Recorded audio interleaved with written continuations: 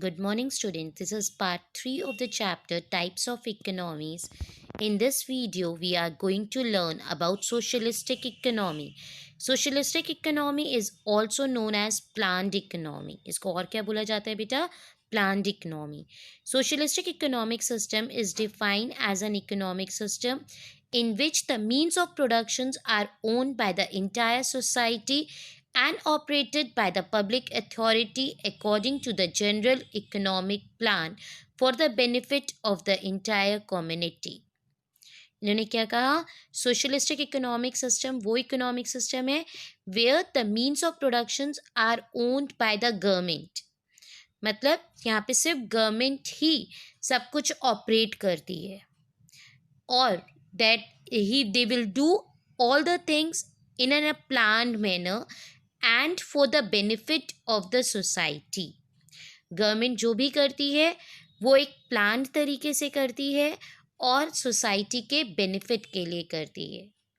Capitalistic economy का just opposite है socialistic economy.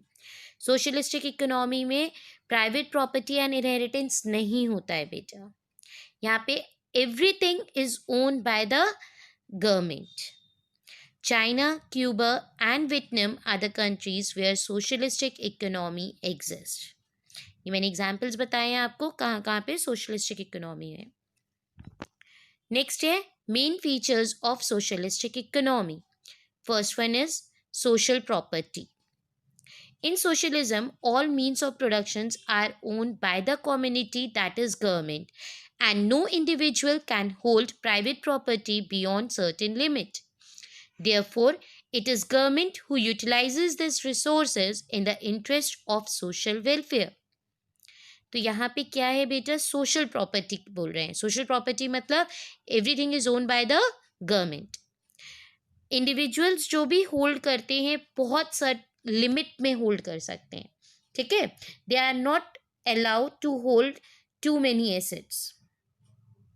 Therefore, it is the government who utilize these resources. Government है जो resources को utilise करती है और वो ये सब काम in the interest of social welfare. It means society के वेलफेयर के लिए कर रही है, जो हमने डेफिनेशन में भी पढ़ा था. सेकेंड पॉइंट आता है बेटा economic equality. Under socialism there is almost equality between rich and poor. There is no problem of class struggle. However, it does not mean absolute equality. Such equality is neither desirable nor feasible. इन्होंने क्या कहा? Socialistic economy में equality maintain होती है. ठीक है. Inequalities नहीं होती बहुत ज़्यादा यहाँ पे. तो मतलब क्लास स्ट्रगल नहीं है. हैव्स और हैव नॉट का डिफरेंस यहाँ पे नहीं मिलेगा आपको बहुत ज़्यादा. इन्होंने क्या कहा? इकोनॉमिक इक्वालिटी होती है. इसका ये मतलब नहीं है कि एब्सोल्यूट इक्वालिटी होती है, क्योंकि एब्सोल्यूट इक्वालिटी तो हम कर भी नहीं सकते हैं, क्योंकि जो पर्सन ज़्यादा स्किल है या ज़्यादा एक्सपीरियंस है उसकी इनकम ज़्यादा होगी as compare to unskilled person. तो एब्सोल्यूट इक्वालिटी नहीं बोल सकते हम इस चीज़ को तब भी. ठीक है. Such equality is neither desirable and not feasible also. और एब्सोल्यूट इक्वालिटी तो डिजायरेबल है ही नहीं, क्योंकि आप जस्टिस नहीं कर रहे हो उस समय पे. नेक्स्ट पॉइंट आता है बेटा economic planning. Under socialism government fixes certain objectives. In order to achieve these objectives, government adopt economic planning. All types of decisions regarding the central problems of an economy are taken in the economic plans. There is a central planning authority who plans for the economy. इन्होंने क्या कहा? Socialistic economy में सब कुछ पहले से fixed होता है, क्योंकि गवर्नमेंट 5 ईयर प्लान्स के अकॉर्डिंगली काम करती है. जितने भी डिसीजंस गवर्नमेंट लेती है सॉल्व मतलब प्रॉब्लम्स को से related to the central problems of an economy, वो इकोनॉमिक प्लान्स को ध्यान रख के ही लिया जाता है. सेंट्रल प्लानिंग अथॉरिटी है जो इकोनॉमी के लिए प्लान करती है. ठीक है. That is known as NITI Aayog. Fourth point है बेटा absence of competition. Unlike capitalistic economy, there is no cutthroat competition. It means lack of competition as state is the sole entrepreneur. Socialistic economy में competition नहीं होता, हो भी नहीं सकता, क्योंकि everything is own by the government. तो वो एक अकेली पर्सन है जो सब कुछ प्रोड्यूस कर रही है, सोल इंटरप्रेन्योर है। तो there is no cut throat competition in this type of economy. Fifth point, social welfare. The sole objective of socialism is the maximum social welfare of the society. It means that there is no scope of exploitation of labor class. Government keeps a close eye on the needs of the poor masses while formulating the plans. ये most important feature कह सकते हैं हम socialistic economy का, that is government always work for the social welfare. वो जो plan करती है वो सब कुछ पुअर पीपल की नीड्स को ध्यान रख के करती है। वो ये कोशिश करती है कि कोई भी सेक्टर एक्सप्लॉइट ना हो। I hope it is clear all the features. Now we are going to learn merits of socialism. Merits means advantages. First one, absence of business fluctuations. A socialistic economy is free from business fluctuations. There is economic stability because production and consumption of goods and services are regulated by the Central Planning Authority. Thus, there is neither overproduction nor unemployment. इन्होंने क्या कहा? Socialistic society में business fluctuations नहीं होते हैं because यहाँ पे हर एक चीज रेगुलेट वे से हो रही है, क्योंकि सब प्लान करके कर रहे हैं। ना ओवर प्रोडक्शन होगा, ना अंडर प्रोडक्शन होगा, और अनएम्प्लॉयमेंट भी बहुत कम होती है। सेकेंड पॉइंट है greater economic efficiency. Economic efficiency under socialism is greater than under capitalism. इन्होंने क्या कहा? सोशलिस्टिक सोसाइटी इकोनॉमी में इकोनॉमिक एफिशिएंसी ज़्यादा है as compare to capitalism. The means of productions are controlled and regulated by the Central Planning Authority towards the chosen ends. The Central Planning Authority makes an exhaustive survey of resources and utilize them in the most efficient manner. इन्होंने क्या कहा?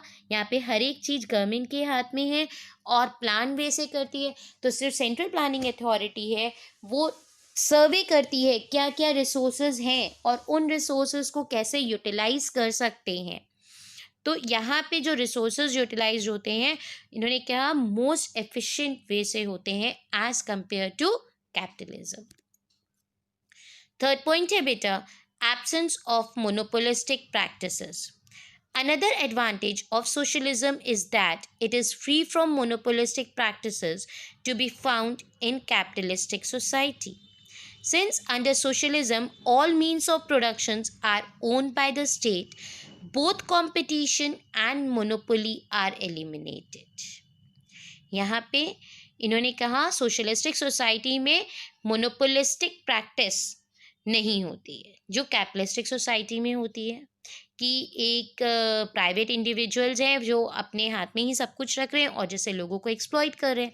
यहाँ पे सब कुछ government के हाथ में ज़रूर होता है अकेले, बट गवर्नमेंट कभी भी एक्सप्लॉइट नहीं करती। ठीक है, the exploitation by the monopolistic is absent here. Instead of private monopoly there is a state monopoly रहे and it always work for the welfare of the people. Fourth point, wastage avoided. The planning authority decides everything after careful calculations of the need of the society. Planning authority हर एक चीज़ बहुत ध्यान से करती है, society की needs को ध्यान रख के.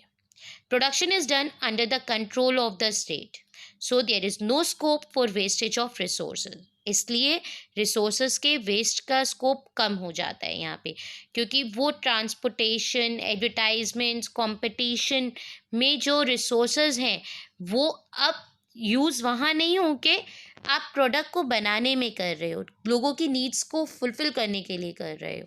That is why it is written here wastage avoided. Last point, maximum welfare. By reducing inequalities in society, by making just distribution of goods, by giving employment for all and protecting all socialistic system can promote greater welfare to the people.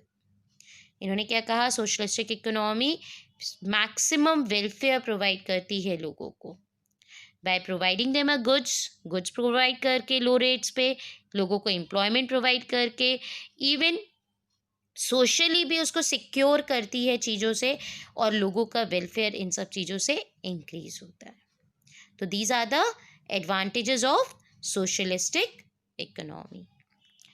Now we are going to learn demerits of socialism.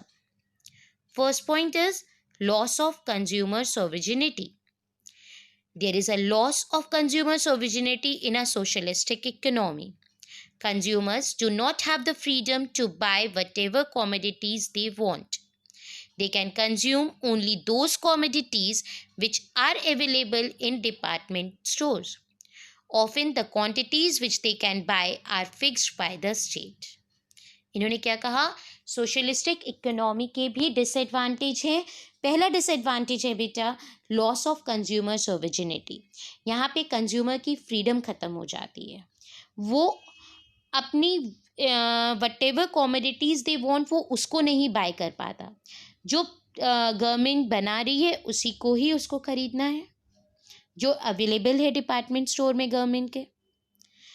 And sometimes even government fix also the amount of goods they will purchase. तो यहाँ पे consumer का freedom बिल्कुल ख़त्म हो जाता है बेटा. That is loss of consumer sovereignty. Second point is no freedom of occupation. There is also no freedom of occupation in such a society. Every person is provided job by the state, but he cannot leave or change it. Even the place of work is allotted by the state. All occupational movements are sanctioned by the state. इन्होंने क्या कहा, यहाँ पे देखो बेटा private property allowed नहीं है, ठीक है, तो वो प्राइवेट बिजनेस भी अपने हिसाब से नहीं कर पाते हैं. जो गवर्नमेंट डिसाइड करती है, गवर्नमेंट अलॉट करती है, उनको वही काम करना पड़ता है. तो जो प्रोड्यूसर है उसकी भी फ्रीडम क्या हो जाती है, ख़त्म हो जाती है. थर्ड पॉइंट है बेटा concentration of economic and political powers in the state.